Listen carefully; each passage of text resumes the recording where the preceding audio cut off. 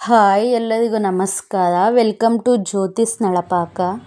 ನಾನಿವತ್ತು ಮನೆಯಲ್ಲೇ ತುಂಬ ಸಿಂಪಲ್ಲಾಗಿ ಒಂದು 15 ನಿಮಿಷ ಅಥವಾ 20 ನಿಮಿಷದೊಳಗಡೆ ಮಾಡಿಕೊಳ್ಳುವಂತಹ ಇನ್ಸ್ಟ್ಯಾಂಟ್ ರಾಗಿ ಇಡ್ಲಿ ರೆಸಿಪಿ ಮಾಡ್ತಿದ್ದೀನಿ.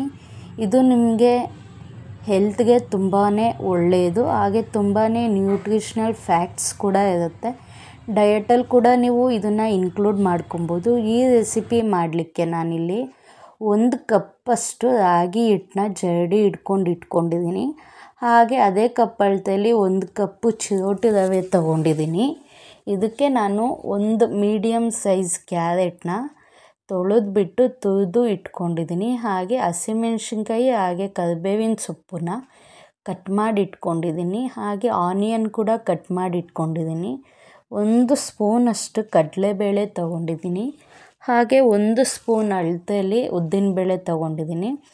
ಕೊತ್ತಂಬರಿ ಸೊಪ್ಪನ್ನ ಚಿಕ್ಕದಾಗಿ ಹಚ್ಚಿಟ್ಕೊಂಡಿದ್ದೀನಿ. ಹಾಗೆ ರುಚಿಗೆ ತಕ್ಕಷ್ಟು ಉಪ್ಪು 1 ಸ್ಪೂನ್ ತೊಗೊಂಡಿದ್ದೀನಿ ಉಪ್ಪು. ಹಾಗೆ ಈನೋ ಪೌಡರ್ ಕೂಡ ತೊಗೊಂಡಿದ್ದೀನಿ. ಈಗ ಎಣ್ಣೆ 1 ಸ್ಪೂನು, ಸಾಸಿವೆ ಹಾಗೆ ಜೀರಿಗೆ. ಇದಾದಮೇಲೆ 1 ಕಪ್ಪಷ್ಟು ಮೊಸರು ಕೂಡ ತೊಗೊಂಡಿದ್ದೀನಿ. ಮೊಸರು ತುಂಬಾ ಇಂಪಾರ್ಟೆಂಟು. ಈಗ ಯಾವ ರೀತಿ ಮಾಡೋದು ಅಂತ ನೋಡೋಣ ಬನ್ನಿ. ಮೊದಲು ಹೆಂಚು ಕಾಯಕ್ಕಿಟ್ಟು, ಹೆಂಚಲ್ಲ ಕಡಾಯಿ ಕಾಯೋದಕ್ಕಿಟ್ಟಿದ್ದೀನಿ. ಎಣ್ಣೆ ಹಾಕ್ಕೊಂಡು ಅದಕ್ಕೆ ಸಾಸಿವೆ ಹಾಗೆ ಜೀರಿಗೆ ಕೂಡ ಸೇರಿಸ್ಕೊತಾ ಇದ್ದೀನಿ. ಇದಕ್ಕೇ 1 ಸ್ಪೂನ್ ಕಡಲೆಬೇಳೆ, 1 ಸ್ಪೂನ್ ಉದ್ದಿನಬೇಳೆ ಹಾಕ್ಕೊಂಡು ಚೆನ್ನಾಗಿ ಮಿಕ್ಸ್ ಮಾಡ್ಕೊಳ್ಳಿ.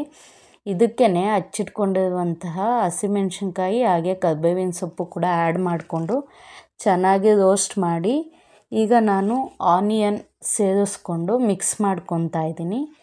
ಈಗ ಕ್ಯಾರೆಟ್ ಕೂಡ ಹಾಕ್ಕೊತಾ ಇದ್ದೀನಿ. ನೀವು ಇದನ್ನು ಲೋ ಫ್ಲೇಮಲ್ಲೇ ಮಾಡ್ಕೊಳ್ಳಿ. ಹೈ ಫ್ಲೇಮ್ ಇಟ್ಕೊಂಡ್ರೆ ಸೀದೋಗೋ ಚಾನ್ಸಸ್ ಇರುತ್ತೆ. ಈಗ ಕೊತ್ತಂಬರಿ ಸೊಪ್ಪು ಕೂಡ ಹಾಕ್ಕೊಂಡು ಮಿಕ್ಸ್ ಮಾಡ್ತಾ ಇದ್ದೀನಿ.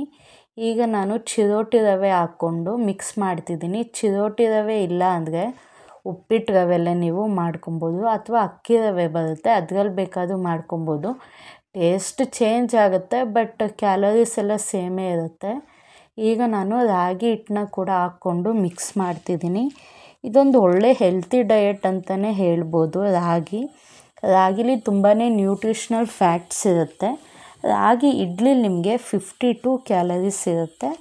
ಇದರಲ್ಲಿ ನಿಮಗೆ 82% ಅಷ್ಟು ಕಾರ್ಬೋಹೈಡ್ರೇಟ್ಸ್ ಇದ್ದರೆ ಒಂದು 12% ಅಷ್ಟು ಪ್ರೋಟೀನ್ ಇರುತ್ತೆ. ಮತ್ತು ಫ್ಯಾಟ್ ಬಂದು ತುಂಬಾ ಕಡಿಮೆ ಇರುತ್ತೆ, ಒಂದು 5 to 6% ಇರುತ್ತೆ ಅಷ್ಟೇ. ಇದನ್ನು ನಾನು ರಾಗಿ ಹಿಟ್ಟನ್ನು ಕೂಡ ಹಸಿ ವಾಸನೆ ಹೋಗೋವರೆಗೂ ಹುರ್ಕೊತಾ ಇದ್ದೀನಿ. ಈಗ ಹಿಟ್ಟು ರೆಡಿ ಆಗಿದೆ. ನಾನು ಇದನ್ನು ಒಂದು ಬೌಲ್ಗೆ ಟ್ರಾನ್ಸ್ಫರ್ ಮಾಡ್ಕೊತಾ ಇದ್ದೀನಿ. ಇದಕ್ಕೆ ನಾನು ರುಚಿಗೆ ತಕ್ಕಷ್ಟು ಉಪ್ಪು ಹಾಗೆ ಈನೋ ಪೌಡರ್ ಹಾಕ್ಕೊಂಡು 1 ಕಪ್ ಮೊಸರು ಹಾಕ್ಕೊತಾ ಇದ್ದೀನಿ. ಅದೇ ಕಪ್ ಮೊಸರಲ್ಲೇ ಸ್ವಲ್ಪ ನೀರನ್ನು ಕೂಡ ಆ್ಯಡ್ ಮಾಡಿಕೊಂಡು ಚೆನ್ನಾಗಿ ಮಿಕ್ಸ್ ಮಾಡ್ಕೊಬೇಕಾಗುತ್ತೆ. ಈನೋ ಪೌಡರ್ ಇಲ್ಲಾಂದರೆ ಸೋಡಾ ಕೂಡ ಆ್ಯಡ್ ಮಾಡ್ಕೊಬೋದು.